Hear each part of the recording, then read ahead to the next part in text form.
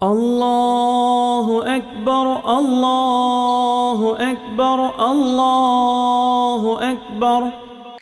இந்த உதவியா கொடுக்கணும்னு நினைக்கிறார். ஆனால் பயணத்தில் இருக்கிறார். இப்போ வெளியூர் பயணங்கள், வெளி மாநிலங்கள், மற்ற ஃபாரின்லாம் இங்கே இருந்தாங்கன்னா பயணத்தில் இருக்கும்போது உதவியாக கொடுக்கணுமா சார்? இதில் ஹனஃபி இமாம் சொல்கிறாங்க, பயணத்தில் இருந்தால் உதவியா கொடுக்கறது கடமை இல்லைங்கிறாங்க, வாஜிபு இல்லை. ஏன்னா பொதுவாக ஹனஃபி இமாம்கிட்ட வந்து ஊரில் இருந்தாக்கா ஜக்காத்து நிசாபு இருந்தாக்கா உதவியா கொடுக்கறது வாஜிபு அல்லவா. பயணத்தில் இருக்கிறாரு, ஜக்காத்து நிசாபு உள்ளவர் தான் அவர், ஆனாலும் பயணத்தில் இருக்கிறாரு, இவருக்கு கடமை இல்லை. ஏன்? அவர் முசாஃபிர்.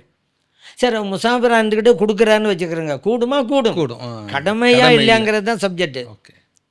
ஆனால் ஷாஃபி இமாம் சொல்கிறாங்க, எப்படி ஊரில் இருந்தால் சுன்னத்து மொக்கதாவோ பயணத்தில் இருந்தாலும் சுன்னத்து மொக்கதா தான். கட்டாயங்கிறது இல்லை, ஊரில் இருந்தால் கட்டாயம் இல்லை, பயணத்தான் கட்டாயம் இல்லை. ஆனால் சுன்னத்து மொக்கதாங்கிற சட்டம் முசாஃபிராக இருந்தாலும் இருக்கும் அப்படிங்கிறாங்க. இப்போ ஏன் இப்படி ரெண்டு கருத்து வரும்னு சொன்னால், ஹனஃபி இமாம் சொல்கிறாங்க, ஹல்ரத் அபூபக்கர் சித்திக் ரலியல்லாஹு அன்ஹு, அதே போல் ஹல்ரத் உமர் ரலியல்லாஹு அன்ஹு பயணத்தில் இருந்தால் உதவியா கொடுக்க மாட்டாங்க.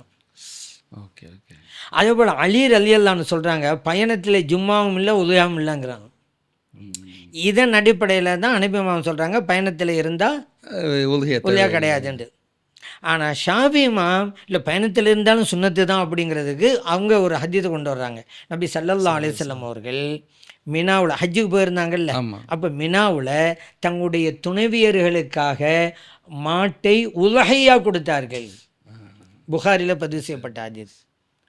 அப்போ ஹஜ்ஜுக்கு போனாங்கன்றாலே பயணத்தில் தான் இருந்தாங்க. யார்? அவங்களோட துணைவியரும் பயணத்தில் தான் இருந்தாங்க. அவங்களோட துணைவியருக்காக தானே மாட்டை வந்து உதவியாக கொடுக்குறாங்க. அப்போ பயணத்தில் இருந்தாலும் சுன்னத்து அப்படிங்கிற சட்டம் இருக்க தான் செய்யும் அப்படின்னு ஷாஃபி சொல்கிறாங்க. الله أكبر الله أكبر الله أكبر.